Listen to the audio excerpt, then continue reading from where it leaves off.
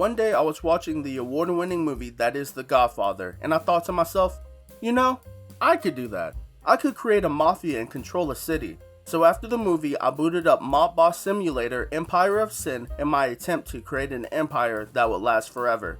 Except I learned from the mistakes of Michael Corleone while watching The Godfather. I would not have a Sal Tessio to betray me because I would not put myself in a position to be betrayed. Instead of a vast network of criminals, I would tackle controlling the city all on my own.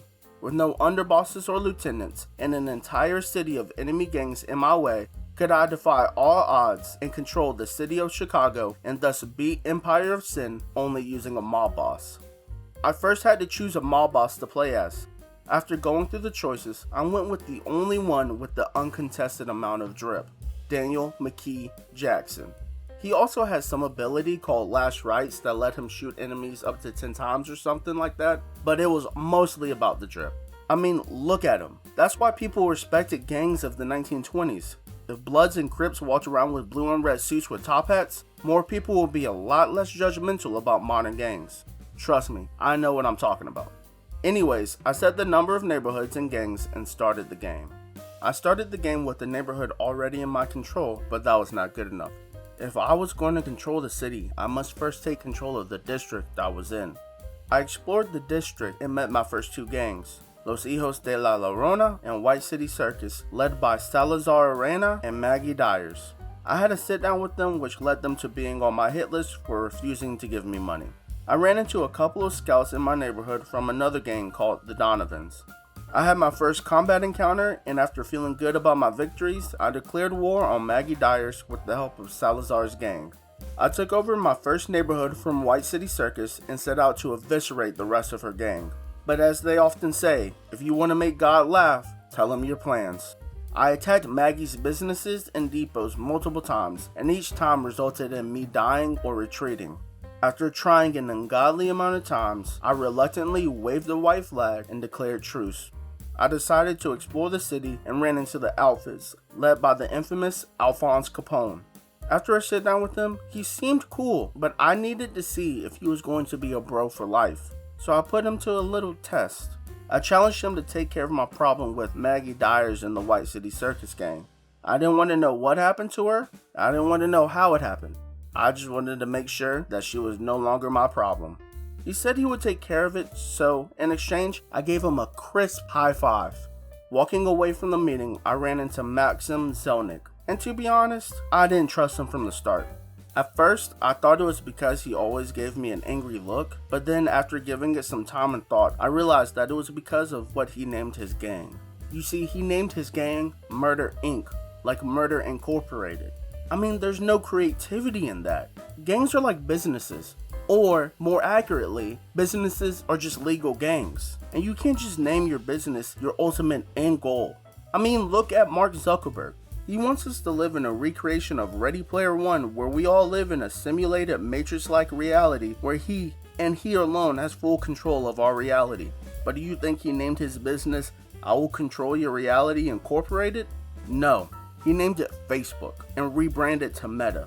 Love him or hate him, Mark Zuckerberg is finessing us all, and that's why I don't like Maxim Zelnick. There's no finesse in his game. I went to a different district and met Dion O'Banian of the Northside Mob. I guess he met Maxim Zelnick and didn't trust him either because he wanted me to protect him. I agreed and then met my last gang of the day, Hip Sing Tong, led by Sai Wing Mok. I had to sit down with him, but was interrupted by the news that Maggie Dyer had left Chicago. Seizing the opportunity, I ran back to my district to take over her previously owned neighborhoods. After a small resistance from her loyal followers, I quickly took over all of her territories. I then turned my attention to Salazar Reyna. I asked Sai Wing Mok of Hip Sing Tong to take care of him, and while he takes a small team to dispose of him, I would declare war on Salazar to be a distraction. You know, the old look at my right hand and then I slap you with my left hand trick. The plan worked like a charm, and with all threats out of my district, I set my eyes on the East Pilsen district. No formal mobs owned these neighborhoods, so I took control of them from the local thugs who thought they would actually be someone important. After a few days, the whole district was in my control. I called up Sai Wing Mok and asked him to ensure that Maxim Zelnick changed his gang's name from Murder Inc. to Murdered Inc. After I had full control of 2 districts, I explored more of the city and met Joseph Saltis, leader of the Saltis gang. We had a quick conversation and he was eager to become business partners. A little too eager. I was a complete stranger and he was really wanting to go in business together. I didn't trust him. Never trust someone who seems a little too eager to do something with a complete stranger. I asked all of my associates to teach Joseph Saltis the consequences of stranger danger, and as a prize, I would pay for an all-expense paid-for vacation to wherever they wanted to go. I took control of some thug-owned neighborhoods, and news spread that Maxim Zelnick had died to unforeseen events. With territories in chaos, like the Earth Kingdom after the death of the Earth Queen, I was going to rise up and be the great uniter and bring stability to the district. As I sought to bring peace to my new empire, my efforts were brought to the attention of the authorities. They saw my efforts as criminal and wanted to lock me up forever, but then they changed their minds all of a sudden. I have no idea why or what led them to change their minds, but I do know that every police officer in that department got a pay raise that year. I got news that Alphonse Capone won the competition, so I started the paperwork to give Capone his dream vacation getaway. While I was getting things ready for Capone, I was petitioned by the mayor to bring life into the district once controlled by Joseph Saltis. Naturally, to bring life into the district, I had to take the life away from all the thugs who wanted to keep it in ruins. After a few days, I was able to renovate the district and attract a variety of businesses to the newly revitalized area. I went back to the Little Italy district and took control of some neighborhoods that was in the minor faction's hands. With them out of the way, I pretty much controlled the whole district. I explored the city one last time and met my last gang, the Gina crime family, led by Angelo Gina. After our little sit down, I went back to talk to my old pal Dion O'Banion. Out of respect for our protection treaty, I sat down with him and told him my plans. After I gave him a choice, I told him, now we can do this the easy way, or we can do this the hard way. The choice is yours. Unlike Chris Hansen, he chose the easy way.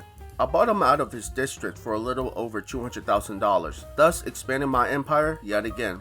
I did some community service and cleaned up the rest of the district, ridding it of all trash and scum.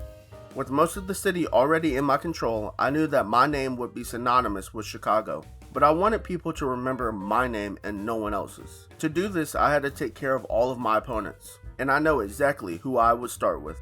Cy Wing Mok of Hip Sing Tong had to go. I declared war on Cy Wing Mok and asked the Gina crime family to help out. Unlike my fights with previous factions, I had to take out his businesses so that no reinforcements came to help him when I took over the neighborhood. After taking over a couple of neighborhoods, he wanted a truce, but I don't play that mess. When I start something, I finish it. Apparently, Karma didn't like that answer because the FBI started to close in on my position. I tried to give them the same deal I gave the Chicago Police Department, but they had something called integrity and they refused my offer. I think Cy Wing Mok put the FBI on my trail for refusing the truce, and that's the kind of snake behavior I don't like. So, in retaliation, I took all but one neighborhood from under his control. Thinking he learned his lesson, I went to go have a little conversation with him at his house. But to my surprise, when I walked in, he immediately gave me the death glare and started tossing bombs. We started exchanging gunfire, but as soon as his goons started to surround me, I knew it would not end well if I didn't leave, so I ran from his house. I know he was feeling good about himself after seeing me run away with my toe between my legs, but that feeling didn't last long. After 2 days, I visited his home again, and he gave me the same death glare he gave me before. But little did he know that I had a game plan this time. I caught them while they were eating dinner, so I threw a grenade at the table where they sat. In retaliation, Cy Wing Mok threw a poisonous gas grenade at me. Little did he know that this would be his demise. I took his goons out one by one while they were closing the distance, but in order to get me, they had to go through the poisonous gas. They all started to gather by the door, so I ran further into the office. Cy Wing Mok ran after me, passing through his own gas and thus poisoning himself. I read him his last rites and ran out of the office. Seconds later, Cy Wing Mok died from his own poison. In the chaos, none of his goons realized this and continued to attack me. It was no problem, and I, one by one, sent them to the same place I sent their boss. After taking over Cy Wing Mok's empire, I realized that it was mid-May and Capone's vacation date was approaching fast. So I had my lawyers give him the paperwork and told him that until he returns, I would oversee his businesses. Unfortunately for Capone, he didn't read the fine print and I took full control of his businesses forever. Now there was only one major gang left in Chicago, the Gina crime family. Angelo Gina knew that it was coming, so he asked me for my protection, but I told him what was going to happen was inevitable. I ambushed his depot and took control of it with no problem. With full control of the district and almost full control of the city, I set my eyes on the last district. I knew my end goal was to make sure that Angelo got the forever sleep that he so desperately needed, but I didn't want to run away like I did when I fought Sawi and Mach. So, to make sure that I came out on top, I needed to do what every great protagonist does in preparation for a fight with the villain. I needed a training montage.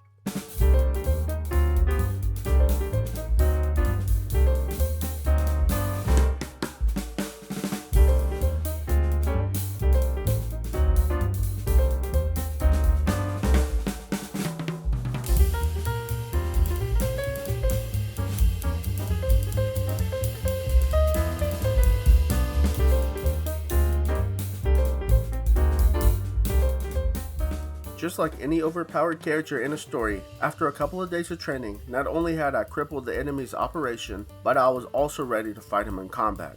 But just like Dragon Ball Z, when things were getting good and growing in intensity, it was time to mess up the pacing and have a filler episode. I declared war on the last minor faction in Chicago and took them out within a day. Just like a filler episode, there was no point in me telling you this besides to waste your time. After taking out the minor faction, I took out all of Angelo's neighborhoods, and all that was left was taking out his safe house. I took out the guards outside of his safe house, checked my inventory one last time, and walked in for my final combat encounter. Upon walking in his safe house, Angelo was already upset with me and sent his goons after me. After assessing the situation, I figured it would be best for me to run into the nearby hallway to funnel them in. I shot at Angelo's underboss, and one by one Angelo's thugs started to gather around the hallway. I threw a grenade down the hallway and it injured many, but killed no one.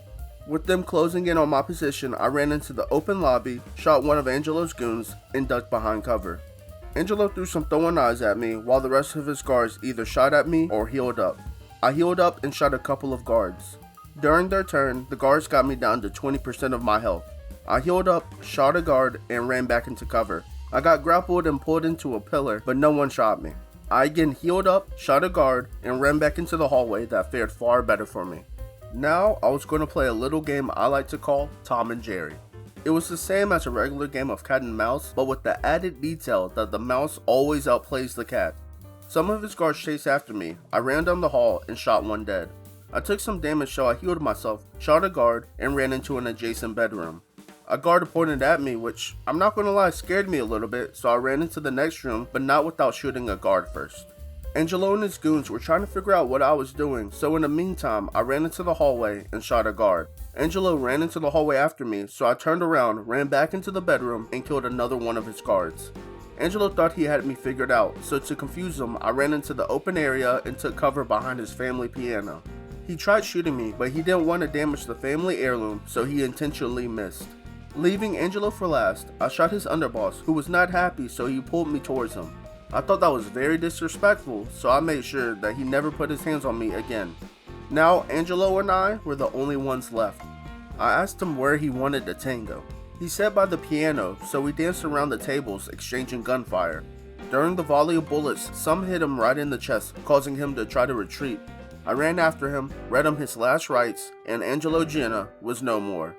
Now that Angelo Gino was in a forever box, I claimed the last piece of his territory and was greeted by a nice little epilogue to Daniel McKee Jackson's story.